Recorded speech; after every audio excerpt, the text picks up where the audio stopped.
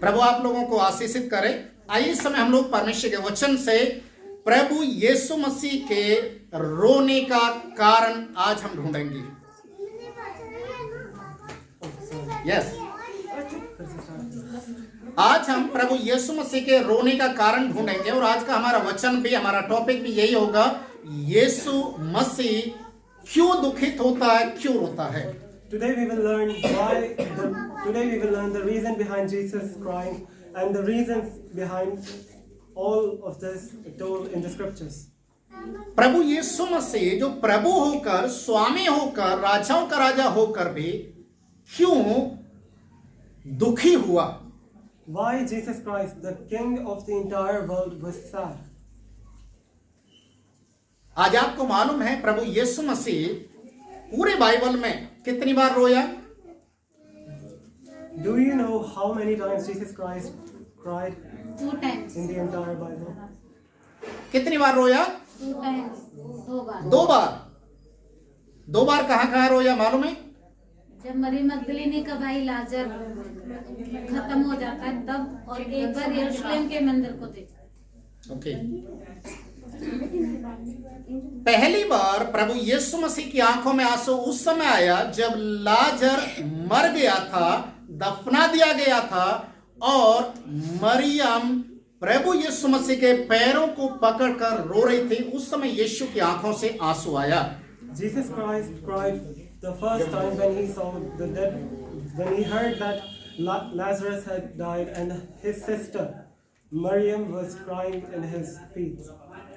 जब मरियम रो रही थी, मरियम के आंसुओं को देखकर यीशु की आंखों में आंसू आया, क्योंकि यीशु मसीह मरियम से प्रेम करता था और उसके भाई जो मर गया था उससे भी प्रेम करता था। Jesus cried because he couldn't bear to see the sadness in Maryam's eyes. ये प्रभु यीशु मसीह के सेवा काल का एक समय था जब सेवकाई में था। उस समय लाजर की मृत्यु को देखा, या यीशु मसीह लाजर को जीवित करने के लिए वहां पर दुखी हुआ, और बाइबल में लिखा है उसकी आंखों से आंसू निकला। And the scriptures tells us that Jesus Christ, when he saw that Lazarus has died and when he found out about it, that was the first time that he cried. Second time जो हम देखते हैं, प्रभु यीशु मसीह यरूशलेम के मंदिर को देखकर या यरूशलेम के लोगों को देखकर भी रोया। And the second time Jesus Christ cried was when he saw the state of the temple of Jerusalem. आखिर प्रभु यीशु मसीह क्यों, देखिए लाजर के लिए जब रोया उसके मृत्यु के लिए, तो वहां पर हम देख सकते हैं कि यीशु मसीह को प्रेम था उनसे। And we can see that the first time Jesus Christ was because he loved Lazarus and the people of his town. पर यरूशलेम के मंदिर को देखकर यीशु मसीह रोया, ये समझ में नहीं आया क्यों रोया। But the scriptures don't give us an exact reason as to why Jesus cried when he saw the state of the kingdom of the temple of Jerusalem. क्यों? Why? क्यों? Why? आज सबसे बड़ी बात है कि प्रभु यीशु मसीह आपसे और मुझसे प्रेम करता है। क्या यीशु मसीह हमारे जीवन को देखकर खुश होता है? And the most important thing today that we have to take away from these stories is that if Jesus sees us today, does he cry or does he smile? यीशु मसीह क्या आज हमारे और आपके जीवन को देखकर वो खुश है, पसंद करता है कि हम उसके योग्य चाल को चल रहे हैं? Does he like us or does he cry whenever he sees us living our lives? Are we worthy of being called the followers of Christ? हमारे जीवन में समस्या कब आती है? When do we get troubles in our lives? जब हम प्रभु यीशु मसीह को जानने के बाद भी अपनी बुरी हरकतों से बाज नहीं आते, या हम टेढ़ी चाल चलना शुरू कर देते हैं, प्रभु बार बार चेतावनी देता और फिर भी हम अपना मन नहीं बदलते, तो समस्या हमारे जीवन में लगातार आना शुरू कर देती हैं। The problems only arise in our life when we live a double life, when we don't follow the words of Christ and we just do it for the sake of it. मत्ती रचित सुसमाचार उसका 23 अध्याय उसका 37 पद से 39 तक हम पढ़ेंगे। Now we will read the book of Matthew, chapter 23, verse 37 to 39. हे यरूशलेम, तू भविष्यवक्ताओं को मार डालता है O Jerusalem, you kill the prophets and stone the messengers God has sent you. और जो तेरे पास भेजे जाते हैं उन पर पथराव करता है। Stone the messengers God has sent you. कितनी ही बार मैंने चाहा जैसे मुर्गी How many times have I wanted to put my arms around your people? जैसे मुर्गी अपने बच्चों को अपने पंखों की आड़ में रखते, मैं भी तुझे छिपा लूं। Just as a hen gathers her chicks under her wings, but you would not let me. परंतु तूने ये ना चाहा। But you would not let me.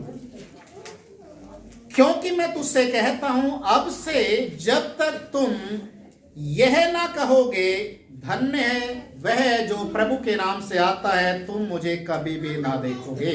From now on, I tell you, you will never see me again until you say, God bless him who comes in the name of the Lord. वचन यहाँ पर कहता है, हे यरूशलेम, मैं तुझे बचाना चाहता हूँ। The Bible here says, O Jerusalem, I want to save you. मैं तुझे अपनाना चाहता हूँ, इसलिए मैं चिंतित हूँ, मेरे मन में तेरे प्रति दुख है। I want to take care of you, and that's why I am sad. वचन कहता है, मैंने कितनी बार तेरे पास नबियों को भेजा, परंतु तूने उनके ऊपर भी पथराव किया। The scripture teaches us that the God sent prophets so many times to the people of Jerusalem, but they stoned them every single one of those times. मैं चाहता हूं कि जैसे एक मुर्गी अपने बच्चों को अपने पंखों की आड़ में छिपाती है, तुझे भी छिपाना चाहता हूं। God wants to put the people of Jerusalem just under his wing, just as a hen gathers her chicks. मुर्गी अपने बच्चों को अपनी पंखों की आड़ में छुपाते, कभी आपने चीज को देखा है? As you have seen, as a hen puts her chicks under her wings. आप कभी भी देखिए अपने आसपास में कहीं अगर मुर्गी और उसके चूजे आपको दिखाई देते हैं, आप किसी भी चूजे को पकड़ने के लिए कोशिश करना, वो चूजा भागकर मुर्गी के पंखों के नीचे घुस जाएगा और मुर्गी अपने पंखों को फैलाकर उसे क्या करेगी? छिपा लेगी। And as you have seen, when you try to catch a small chick, it will run away to his mother, and his mother, the chicken, will cover it under her wings. और यदि उस बच्चे को फिर और उसके नजदीक जाएंगे मुर्गी के उसको पकड़ने के लिए, तो मुर्गी आपका सामना करने के लिए खड़ी हो जाएगी। And if you still try to get a hold of that chick, the hen will be ready to fight you. एक साधारण सा एक जीव अपने बच्चे को अपने पंखों में छिपाकर उसकी रक्षा करने के लिए, लड़ने के लिए तैयार हो सकता है। When a simple creature is able to defend her chicks,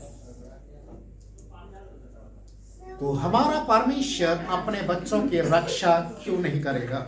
then why wouldn't the sovereign Lord not do that? Hallelujah, Hallelujah.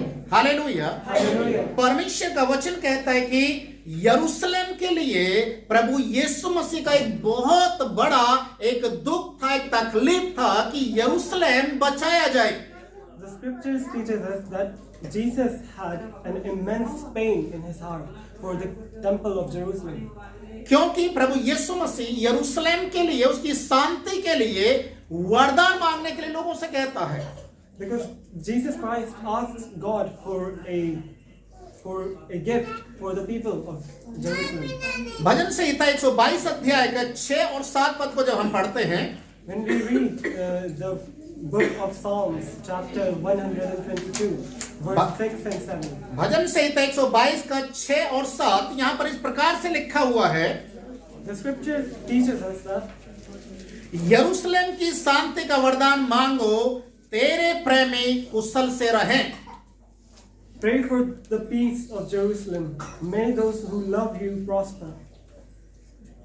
तेरी शहरपनाह के भीतर शांति और महलों में कुशल होवे। May there be peace inside your walls and safety in your palaces. यरूशलेम की शांति के लिए प्रार्थना करो, Pray for the peace of Jerusalem. क्योंकि प्रभु यीशु मसीह जानते थे कि यरूशलेम के अंदर क्या होने वाला है। Because Jesus Christ and God knew what's going to happen to the temple of Jerusalem. आज पूरे वर्ल्ड के अंदर अगर सबसे होली प्लेस अगर आप देखना चाहेंगे, ढूंढना चाहेंगे गूगल पर या मैप पर, तो आपको केवल एक ही स्थान शो करेगा गूगल पर, holy place, most holy place, वो है यरूशलेम का मंदिर।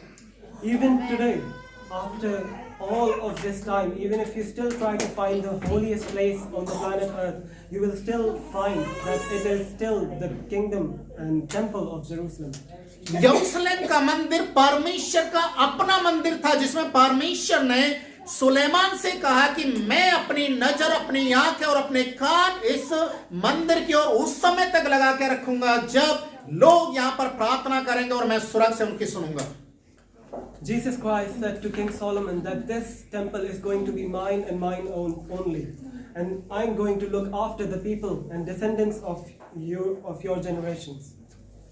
मैं अपनी आंखें इस यरूशलेम के मंदिर की ओर लगा के रखूंगा ताकि यहाँ प्रार्थना करने वाला व्यक्ति की मैं सुन सकूं। I will keep my eyes on the people of Jerusalem and everyone who prays in the temple of God. Hallelujah, Hallelujah. Hallelujah. Hallelujah. राजाओं के राजा, प्रभुओं के प्रभु का मंदिर यरूशलेम में है। The King of the kings and the Lord of the lords has his temple in Jerusalem. प्रभु का वचन कहता है कि यरूशलेम की शांति के लिए प्रार्थना करो। The scriptures asks us to pray for the peace of Jerusalem. प्रभु यीशु मसीह यरूशलेम के लिए इसलिए चिंतित ज्यादा थे क्योंकि यरूशलेम परमेश्वर की उपस्थिति को दिखाता है, परमेश्वर के लोगों को दिखाता है, फिर भी परमेश्वर के लोग प्रभु को नहीं जान रहे या ना उसका आदर कर रहे हैं। Jesus asks us, the God asks us to pray for the peace of Jerusalem, not because he's asking us for literally pray for the temple of Jerusalem, but it's an allegory for the people of Christ. मत्ती रचित सुसमाचार उसके 24 अध्याय के पहले और दूसरे पद को जब हम पढ़ते हैं, When we read the book of Matthew, chapter 24, verse 1 and 2, और वहां पर इस प्रकार से लिखा हुआ है, प्रभु यीशु मसीह जब मंदिर को देखते वहां से निकल रहा था तो यीशु मसीह के आंखों से आंसू आ रहे थे यरूशलेम के मंदिर को देखकर। and the scriptures teaches us when Jesus left the temple of Jerusalem, he had tears coming out of his eyes when he was looking at the state of the temple. पर चेले लोगों को ऐसा लग रहा था यरूशलेम का मंदिर मतलब एक हाई प्लेस, एक ऐसे स्थान को दर्शाता जो सारी दुनिया में सबसे महान है। And the apostles thought that the temple of Jerusalem is one of the highest places in the entire world. और चेले लोग इस प्रकार से कह रहे थे कि प्रभु देखो यरूशलेम का मंदिर कितना सुंदर है, इसकी नक्काशी देखिए, इसके डिजाइन को देखिए और कैसे कैसे इसको पत्थरों से जड़ा है और बनाया गया है। And the apostles asked Jesus to look at the glory of the temple and how the sculpting was done and how grandiose it was. प्रभु यीशु मसीह ने कहा, मैं देख रहा हूं एक ऐसा समय आ रहा है कि यहाँ पर पत्थर के ऊपर पत्थर भी नहीं रहेगा जो ढाया ना जाए। But Jesus Christ said, there will be a time and it will be soon when there won't be a stone laying on top of another one. This will be a barren land. मैं देख रहा हूं, एक ऐसे समय को देख रहा हूं, एक ऐसे दृश्य को देख रहा हूं जो बहुत ज्यादा भयानक है। And I can see a vision of the future that pains me tremendously. यशायाह की किताब उसके 31 अध्याय के 5वें पद में इस प्रकार से लिखा हुआ है, The book of Isaiah chapter 31 verse 5 teaches us, पंख फैलाए हुई चिड़िए के समान सेनाओं का यहोवा यरूशलेम की रक्षा करेगा, वह उसकी रक्षा करके बचाएगा और उसको बिना छुए उसका उद्धार करेगा। Just as a bird hovers over its nest to protect its young, so I, the Lord Almighty, will protect Jerusalem and defend it. एक चिड़िए के समान, जो चिड़िया अपने पंखों को फैलाकर अपने बच्चों को बचाते, उसी तरीके से मैं यरूशलेम को बचाऊंगा, उसका उद्धार करूंगा। Just like a bird hovering over its eggs and trying to protect it from all types of danger, God will keep us safe just like that. एक मैं उदाहरण आपको दे रहा हूं, जो बाज आपने देखा होगा, ईगल, वो अपने बच्चे को जब उड़ना सिखाता है तो हमेशा वो क्या करता, अपने घोंसले को जिसमें बच्चे रखता है उस घोंसले को तोड़ना शुरू करता है। So for example, an eagle is a bird that teaches its youngs to fly by breaking its own nest. और जब घोंसले को तोड़ देता है और उसका बच्चा वहां से गिरने लग जाता है तो वो नीचे आता है और इस तरीके से हवाई जहाज की तरह अपने पंखों के ऊपर अपने बच्चे को बिठाता है और उसे ऊंचे पर लेकर जाता है और वहां से ऐसे निकल जाता है और उसका बच्चा वहां से हिलते हिलते नीचे आता है। And when the baby chick is falling to the ground, the parent eagle will go down and catch the baby chick so that it falls slowly on the ground. और वो एक बार करता, दो बार करता, तीन बार करता है और बार बार ऐसे करने से एक समय ऐसा आता है कि वो जो बच्चा है वो अपने आप ही उड़ना शुरू कर देता है। And the eagle will keep doing that until the instincts in the baby chick will arise and it starts to fly on its own. इसलिए बाइबल में लिखा हुआ है कि मैं पंख फैलाकर उसको संभालना चाहता हूं, उसकी रक्षा करना चाहता हूं। And that's why God uses the allegory of an eagle to explain to us how much He wants to save us. परमेश्वर के वचन में लिखा हुआ है, इसीलिए यरूशलेम के लिए प्रभु की जो चिंता का कारण था कि यरूशलेम अभी तक बचाया नहीं गया है, प्रभु इस चीज को देखकर काफी दुखी था। And that's why God was so sad at the state of the temple of Jerusalem. प्रभु यीशु मसीह का इस दुनिया के अंदर आने का कारण भी यही था कि यरूशलेम के लोगों को, इस्राएली लोगों को, यहूदी लोगों को बचाए। And the entire reason as to why God came to earth in the form of Jesus Christ was to save the people of Jerusalem and the entire world. पर यरूशलेम के लोगों ने, यहूदी लोगों ने यीशु मसीह को स्वीकार नहीं किया। But the people of Jerusalem didn't accept Him.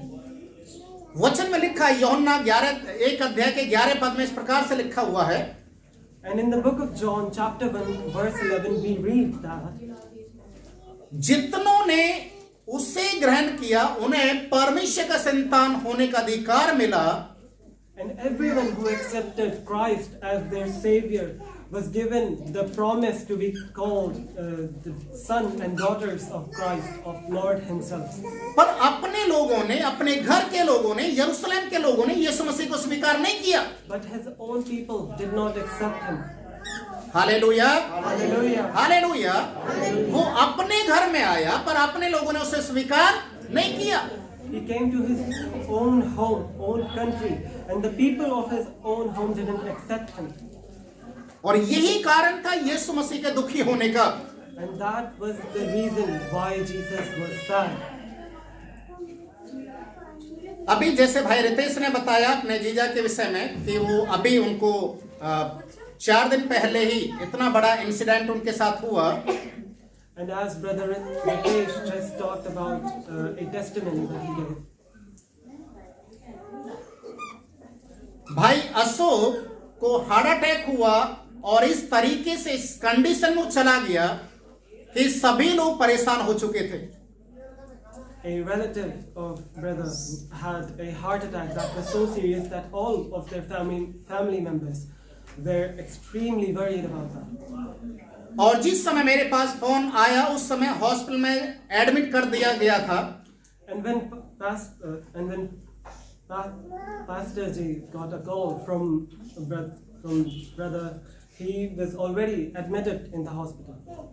और जब मेरे पास फोन आया और मुझे बताया गया कि ये कंडीशन है और बोलने जितना बोल रहे उससे ज्यादा रोने की आवाज आ रही थी। And when Pastor got the call, there was no coherent speech. They were all just breathing. और मैं केवल एक ही बात उनको बोल रहा था, हम प्रार्थना करेंगे, हम प्रार्थना कर रहे, आप चिंता मत कीजिए, अपने आंसू प्रभु के सामने आइए ताकि प्रभु आपकी आंसुओं को देखकर आपकी प्रार्थना को सुनकर एक चमत्कार करे, अद्भुत कार्य करे। And pastor told them to show their tears to the Lord so that their prayers will be answered. और बाद में जैसा हमें मालूम चलते गया कि उनको बिजली के शॉट लगाए गए और डॉक्टर उनके ऊपर चढ़कर उनको प्रेशर किया ताकि किसी भी तरीके से उनका सांस लौट आए। And we later found out that the patient was given electroshock therapy. आपको मालूम है कि जब इस तरीके की कंडीशन में कोई होता है तो सहारा कौन बनता है? And do you know who's your only abode of safety in these moments of weakness? और उस समय मैं एक ही बात को बोल रहा था, प्रभु आप जब लाजर को जो मर चुका था, दफनाए हुए 4 दिन हो चुका था, जब आप उसको आवाज देकर उसको जगा सकते हैं, उसको जिंदा कर सकते हैं, तो प्रभु आप इनको भी जीवन दे सकते हैं। And at that time, Pastor only said one thing, and that was pray to Lord and ask Him, when you saved Lazarus by just calling out his name, you can save this brother too. और मैंने उनसे बोला कि आप किसी भी तरीके से फोन लेकर अंदर तक जाइए, उनके कान पर फोन लगाइए, मैं प्रार्थना करूंगा। And then Pastor asked him to give the phone to the patient. बहुत सारी चीजें ऐसे सामने आ रही थी जो एक डरावने एक सीन को दर्शा रही थी। And only grieving details just kept arising and the situation got worse. पर इतनी सारी डरावनी स्थिति के अंदर भी एक उम्मीद थी, एक आशा थी कि प्रभु आप सब कुछ कर सकते हैं। Even in the bleakness of the situation, our hope didn't falter. और जब इस विषय को हमने ग्रुप में डाला प्रार्थना करने के लिए, सभी लोगों ने प्रार्थना किया और उसका रिजल्ट ये निकला कि प्रभु ने उन्हें जीवन दोबारा से दे दिया। And after all of our church members, the entire congregation prayed for this brother. We later found out that he was given the gift of life once again. Hallelujah, hallelujah. ताली बजा सकते हैं प्रभु के लिए। प्रभु यीशु मसीह ने फिर से उन्हें जीवन दे दिया। The Lord Jesus Christ gifted him life again. प्रभु यीशु मसीह जब यरूशलेम के लोगों को बचाने के लिए एक तड़पन, एक उसके अंदर एक भूख थी कि यरूशलेम के लोगों को बचाया जाए, ठीक वैसा ही था जैसे अशोक के लिए प्रभु ने मन के अंदर मेरे भी डाला कि प्रार्थना करें, प्रभु ने बचाएगा।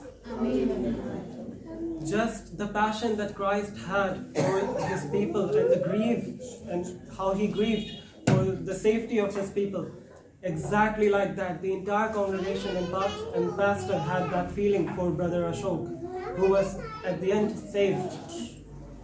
Hallelujah, Hallelujah. हालेलुया। Hallelujah. प्रभु हमसे क्या चाहता है? What does God ask of us? वचन में जैसे हमने पढ़ा है, वचन में लिखा है, देखो तुम्हारा घर तुम्हारे लिए उजाड़ छोड़ा जाता है। And as the scriptures tells us that our house is barren, तुम्हारा घर तुम्हारे सामने उजाड़ छोड़ा जाता है। that our houses are in ruins right in front of us. जब तक तुम खुद ना कहोगे धन्य है वो प्रभु के नाम से आता, तब तक तुम मुझे कभी नहीं देखोगे। And until you accept me as your Lord, you won't be blessed. प्रभु चाहता है कि हम अपनी गलतियों के लिए अंगीकार करें। God wants us to repent for our sins. प्रभु चाहता है कि हम अपने मन को फिराएं बुरी बातों से, बुरे स्वभाव से, कि हम प्रभु के ओर लौटने वाले बने। God wants us to turn away from the ways of our past life. हमें प्रभु की आंखों में आंसू नहीं लेके आना है। We do not want God to cry for us anymore. हमारे बुरे स्वभाव के कारण प्रभु नहीं रोना चाहिए। Our shortcomings should not make him cry. अगर प्रभु की आंखों में आंसू आए तो आनंद के आने चाहिए, खुशी के, कि मेरा बेटा मेरी बेटी मन फिराकर स्वर्ग के राज्य में प्रवेश कर चुका है। And if the tears are to come, they shall be tears of joy in the eyes of God for his daughters and sons have repented for their sins. परमेश्वर के वचन में लिखा है मत्ती रचित सुसमाचार 3 अध्याय उसके 8वें पद में, And in the book of Matthew, chapter 3, verse 8, we read that, इसलिए मन फिराव के योग्य फल लेकर आओ।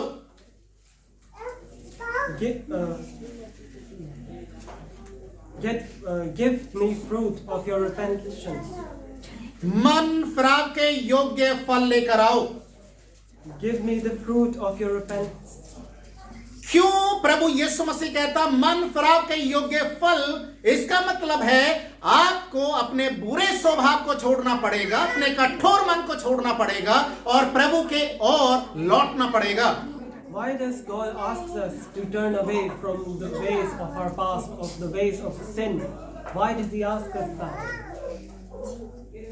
हम कई बार अपने बुराई करने के बाद घमंड करते हैं, And it happens to a lot of us that whenever we do some sin or something wrong that we know is wrong, we still feel proud for some awful reason. जब हम अपने मन को प्रभु के लिए तैयार करते हैं, देखिए यूहन्ना बपतिस्मा देने वाला और प्रभु यीशु मसीह का प्रचार अगर आप देखते हैं तो मन फिराव के लिए ही उन्होंने प्रचार किया। And when you read the Bible, even the Apostle John, his entire message was for people to repent and turn away from their old ways. मन फिराओ क्योंकि स्वर्ग का राज्य निकट है। Turn away because the kingdom of God is near. मन फिराओ क्योंकि स्वर्ग का राज्य निकट है। Repent for the kingdom of Lord is near. Bible हमें बताते हैं जब हम मन फिराते हैं तो हमारे जीवन में क्या होता है। And the Bible teaches us what happens after we truly turn away, after we truly repent. प्रेरितों के काम उसके 2 अध्याय के 38 पद में इस प्रकार से लिखा है। And the book of Acts chapter 2 verse 38 teaches us that पतरस ने उनसे कहा मन फिराओ और तुम में से हर एक अपने अपने पापों की क्षमा के लिए यीशु मसीह के नाम से बपतिस्मा ले तो तुम पवित्र आत्मा का दान पाओगे। Peter said to them, each one of you must turn away from your sins and be baptized in the name of Jesus Christ, so that your sins will be forgiven and you will receive God's gift, the Holy Spirit. मन फिराओ, Turn away from your sins. मन फिराकर प्रभु की ओर लौटो, बपतिस्मा लो, तभी प्रभु तुम्हारे पापों को क्षमा करेगा। Turn away from your sins and return to the Lord, for He wants to forgive you. आज हमारे जीवन के अंदर जब बुराई होती है तो हम कभी भी परमेश्वर के अनुग्रह को जान नहीं सकते। And even if we have a slip of sin in our life, only small sins will stop us from achieving and receiving the gifts of God. कई बार हम जब देखते हैं या कई बार देखने में ये भी आता है कि लोग बपतिस्मा तो ले लेते हैं पर मन नहीं फिराते। And it is an awful reality that we see every single day, that there will be people that you meet that have baptized but have not turned away from their old ways. बपतिस्मा लेना कोई एक ऐसा नहीं है कि आप बपतिस्मा लेने से आप स्वर्ग के लिए आपका टिकट कट गया है, कंफर्म हो गया, ऐसा नहीं है। And these people live in their dilemma that becoming baptized will give them a straight ticket to heaven, but that is not true. और ना ही बपतिस्मा को एक ऐसा सर्टिफिकेट समझें कि अब मैं क्रिश्चियन बन गया या मैं विदेश जा सकता हूं, अब मैं अपनी मर्जी से जीवन जी सकता हूं। And getting baptized is not your ticket or passport to foreign countries or a certificate to be called a Christian. मन फिराव का मतलब होता है, बपतिस्मा का मतलब होता है कि ये प्रभु की ओर से एक आज्ञा जिसका आपको पालन करना है। Turning away from your sin means leaving the past life behind and working in the ways of God and walking in the paths of Jesus Christ. बपतिस्मा पाप को नहीं धोता, याद रखिए। Baptism does not wash away your sins. जैसे हमारे देश के लोग कहते हैं कि गंगा में जाकर डुबकी लगा लो, पाप धुल जाएगा। And as a lot of people from our country say that if you go to the river Ganges, you will be able to wash away your sin. बपतिस्मा लेने से पाप नहीं धुलता। But that is simply not the case. आज बपतिस्मा लेने के बाद भी लोग दारू पीते हैं, सिगरेट पीते हैं, तंबाकू खाते हैं, लड़कीबाजी करते हैं, चोरी करते हैं, झूठ बोलते हैं, सारे बुरे काम करते हैं। And those same people, they go out, get baptized or wash away their sins to say, and then they do all those cardinal sins again, like drunkardness and infidelity. इसलिए परमेश्वर का वचन कहता है कि मन फिराव के योग्य फल लेकर आओ। And that's why the word of God asks us to turn away from our sin. जब तक आप लौटेंगे नहीं, प्रभु के अनुग्रह को नहीं जान पाएंगे। You won't be able to see the glory of God until you return and turn away from the way of sin. एक स्टोरी मैं आपको बता रहा हूँ, बाइबल की एक स्टोरी है। I'm going to share a story with you from the Bible. प्रेरितों के काम 8वें अध्याय को जो आप पढ़ेंगे, When we read the book of Acts chapter 8, वहां पर एक समौन जादूगर के विषय में लिखा हुआ है। we are introduced to a character, a person named Simon, who was a magician. वो जादूगरी का काम करता था और लोगों को जादूगरी दिखा दिखाकर अपनी ओर आकर्षित करता था। And he used to attract people towards him after showing them his magic skills. और बहुत सारे लोग जब उसके जादूगरी के कामों को देखते थे तो लोग उसको बड़ा एक आदर करते थे, उसको भगवान के दर्जा दे चुके थे, लोग उसका आदर करते थे। And all the simple people of that era saw him and just thought that he is a god, because they were not able to know how he was doing all those things. और जब उस व्यक्ति ने, जादूगर ने देखा कि यीशु मसीह के नाम से लोग ठीक हो रहे हैं, यीशु मसीह के नाम से पापों से क्षमा भी मिल रही है, बीमार लोग ठीक हो रहे हैं और भूत प्रेत भी भाग रहे हैं, तो ये जादूगर भी यीशु मसीह को ग्रहण करने के लिए विश्वासी लोगों के पीछे चलना शुरू कर दिया। And when someone heard about the miracles that Christ was performing, he wanted to learn he wanted to learn how he was doing it. So he went with a lot of followers of Christ and he wanted to meet Christ. और Bible हमें बताती है कि इसने जाकर बपतिस्मा लिया। And Bible teaches us that he went there and he got baptized in the congregation. जादूगरी का जो सामान था सब कुछ फेंक दिया। And he threw away all his equipment. पर बाइबल में ऐसा लिखा हुआ है, इसने मन नहीं फिराया था। But the Bible teaches us that he forgot to do one thing, the most important thing, and that was to turn away from his sins. जब पतरस वहां पर आया और लोगों के लिए प्रार्थना किया और पवित्र आत्मा से लोग भर रहे थे, तो ये जादूगर बहुत सारा पैसा लेकर आया और पतरस के हाथ में देने लगा और बोलने लगा कि मुझे ये वरदान दे दे ताकि मैं भी जिसके ऊपर हाथ रखूं लोग पवित्र आत्मा पा जाएं। And when he saw that Christ was touching people and healing them from their sins and gifting them with the Holy Spirit, he took a lot of money and just took that to the Apostle John and asked him to tell Jesus to give him the same blessing so that he is also able to perform this miracle. पतरस ने जब इस बात को देखा और एक ही बात को बोला, तेरा मन प्रभु के सामने सीधा नहीं है। And when Peter heard that, he only said one thing, that you have not turned away from your sins. तूने प्रभु के दान को पैसे से खरीदने के लिए कोशिश किया। You tried to buy the gift of God.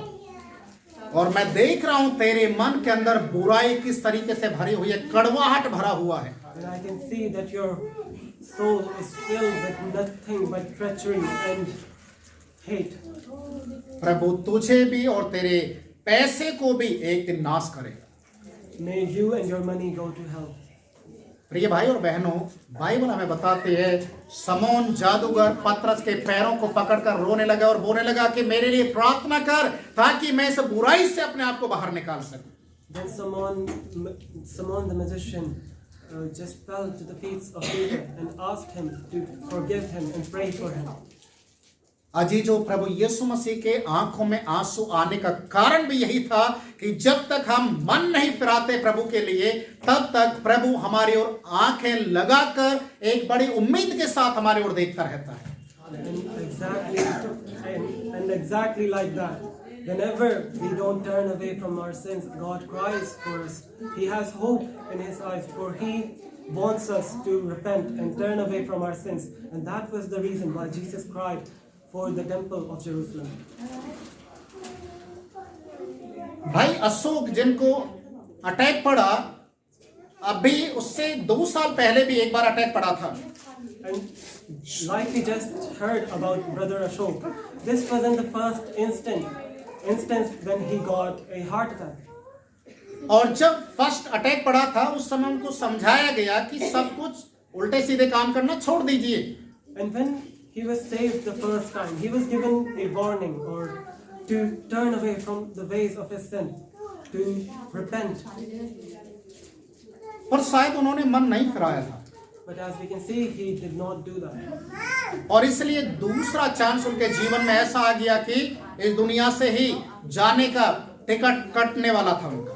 And now when he got another heart attack, this was so serious that there was no chance that he will get to see another day. But as you can see, he was given life again. प्रिय भाई और बहनों, हमेशा याद रखें, प्रभु एक बार आपको चेतावनी देता है और फिर भी अगर आप नहीं समझे तो बाइबल में जैसा लिखा, तेरा घर उजाड़ रहेगा और जब तक तू ना कहेगा तब तक तेरे घर में कोई ब्लेसिंग्स, आशीष नहीं आएगा. And as the Bible teaches us that until we accept God and repent for our sins, until then we will live in ruins. Our house, our family will be in ruins. We will have no blessings in our life. इसलिए अपने आप को प्रभु के सामने समर्पित करना, प्रभु के लिए जीवन जीने के लिए, प्रभु की अगुवाई में उसके वचन के अनुसार चलने के लिए अपने आप को तैयार करना है. So submit yourself to the Lord and repent for your sins. जब हम प्रभु को अंगीकार करते हैं, पाप का अंगीकार करते हैं, वचन में लिखा है प्रभु हमें इस तरीके से सुरक्षित रखता है कि कोई अगर हमें छूता है तो यीशु मसीह की आंख की पुतली को छूता है. And the Bible teaches us that when we accept God and we truly turn away from the ways of our past, that is when even if someone touches us, he's not touching you or your worldly body, he's touching the pupil of Jesus Christ himself. आज ये आपके लिए एक बहुत बड़ी चेतावनी है कि अगर आपके जीवन के अंदर कोई भी बुराई चल रही है, कोई भी ऐसा स्वभाव आपके जीवन में अभी भी बना हुआ जो परमेश्वर जिसको ग्रहण नहीं करता या परमेश्वर के योग्य नहीं है, आज ये मन फिरा लीजिए क्योंकि कल आपके लिए समस्या भी आना संभव है.